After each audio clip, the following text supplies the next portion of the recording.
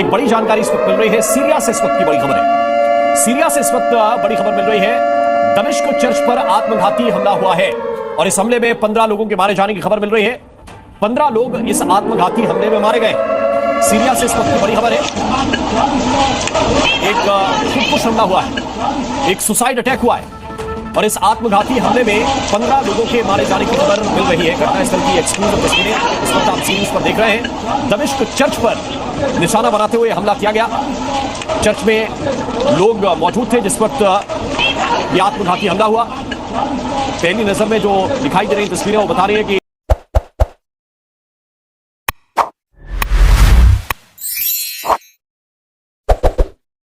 समस्त को प्रेज नमस्कार मु तो व्यस्त आपण देखुं जेपी उड़िया आपण समस्त को जेपी उड़िया चैनल स्वागत करे।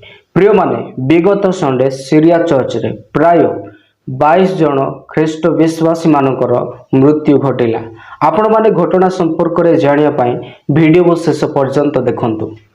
जेते बेले ख्रीष्ट विश्वासी माने रविवार दिन समस्ते एकत्रित होइथिले से माने प्रार्थना करुथिले सेही मोमेंट रे आतंकवादी माने बाहर आसी ख्रिस्टियन मानक उपरे गोली वर्षण करिबा एवं चर्च बाहर गोली वर्षण करिबा आरंभ कले। ख्रीष्ट विश्वासी माने जितेबेले प्रार्थना करुथिले से माने चर्च भीतर ही शुणुथिले जे बाहर गोली वर्षा होअछि बोली। सही समय रे सही आतंकवादी माने चर्च भीतर को मध्य गोली कले एवं चर्च रे बम पकई देले। एही समय रे कोन हैला प्राय ख्रिस्टियन विश्वासी माने मृत्युवरण कले एवं अनेक लोक माने आहत होई वर्तमान चिकित्सित अवस्था रे मेडिकल रे अछंती। आउ एई घटना जिते बेले घटिला ता परे परे आतंकवादी जे कि चर्च उपरे बम पकेले आउ गोली वर्षण कले सही आतंकवादी निजे मध्य निजको ही मारी कि से कोन हेले मृत्युवरण कले। एही प्रकार घटना सुनिया को मिलु अछि सीरिया रो। देखो मोर प्रिय माने आज दिन मानक मध्य ख्रिस्टियन मानक सह कि प्रकार विरोध करा जाउ अछि आतंकवादी मानक द्वारा भी आ जगतर लोक मानक द्वारा भी आउ जो माने एही समस्त कार्य करूछंती आ प्रभुक लोकंक विरुद्ध रे जाउछंती वास्तव रे से माने केबे मध्य निज जीवन रे शांति रे नथिबे। काहे कि कहले एही आतंकवादी जनक चर्च रे आक्रमण करिया परे परे से निजको मध्य गोली मारी कि से मरुअछंती।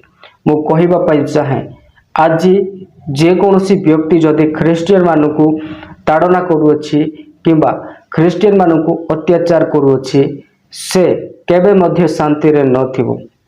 काहे कि कहले शैतान सदा बेले से ख्रिस्टियन लोक मानकु सदा बेले से कोन करूथिबो आगो को जे प्रकार माने न बढ़ंती आ माने जे प्रकार प्रार्थना न करिवे एथिपाई शैतान सदा बेले चेष्टा करिथाय आ अनेक लोक मानकु से प्रार्थना रखिया पई व्यवहार करिथाय।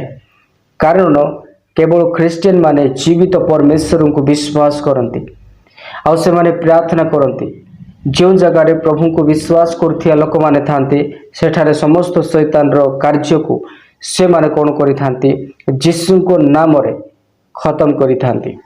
आ जो जगह रे प्रभु यीशु को नाम रे प्रार्थना करा जाए सही समय रे शैतान अनेक परेशान हेथाय। कारण शैतान केवल गोटिए नाम रे भय करे से हेले प्रभु यीशु ख्रीष्ट। आज मु आपन को ए वीडियो माध्यम रे कह रखिया पई चाहे आपण प्रत्येक प्रभु यीशु ख्रीष्ट को जानंतु। आपण समस्ते बाइबल पढ़ंतु जहा द्वारा आपण माने मध्य जानि परिबे। विशेष करी मु आपण को ए वीडियो माध्यम रे एही समस्त घटना कहिबार कारण थिला आमे समस्त मिसी प्रार्थना करिबा सीरिया चर्च रो प्रभुंकर दास निमंते आ सेठारे थिबा ख्रीष्ट विश्वासी मानक निमंते जो माने वर्तमान मेडिकल रे चिकित्सित होउछंती आ जो माने निजर परिचन को हरैले से मानक परमेश्वर बलवान करंतु साहस दियंतु आ से माने जे प्रकार पछ घुंचा न हेबे प्रभुंक पई बढ़ी पारिबे एथि पई प्रार्थना करिबा। आमे जगत रे कोने कोने आ पृथ्वी रे अनेक विषय देखुछु ख्रिस्टियन मानक सब बहुत अत्याचार बहुत ताड़ना करा जाउ अछि। मोर प्रिय माने यह एक जुगांत समय चिन्ह अटे। आम यही समस्त विषय को देखि विचलित हेबा नाही बरम आम माने प्रभु यीशु ठारे आगो को बढ़िबा। कारण यही समस्त विषय अवश्य घटिबो किंतु आमे माने प्रभु को वाक्य रे प्रार्थना रे एवं लोक मानक प्रभुंकर साक्ष्य देबारे आमे सदा सर्वदा नितांत आमे माने लागि रहिबा कारण प्रभु अति शीघ्र आसुअछंती आउ आमे माने ताहाको पाई प्रस्तुत होई सदा सर्वदा निजक आमे रेडी करी रखिबा दरकार। तेबे मोर प्रिय प्रभुंकर लोक माने एई वीडियो को नै आपण कोन कहिबे आपणकर मतामत निश्चित भाव रे कमेंट रे लिखिके जणांतु आउ आपण माने एई वीडियो को अन्य लोक मानको मध्ये शेयर करंतु जहा द्वारा प्रत्येक लोक माने देखिबे एवं प्रत्येक लोक माने जानि परिबे ख्रिस्टियन मानको सो कोन होछि तो संगे संगे से माने प्रार्थना मध्य करिवे। तेबे आजिर एई वीडियो को एतिकी पुणी देखाइबा आगामी वीडियो रे आपण प्रत्येक को प्रेज लॉर्ड।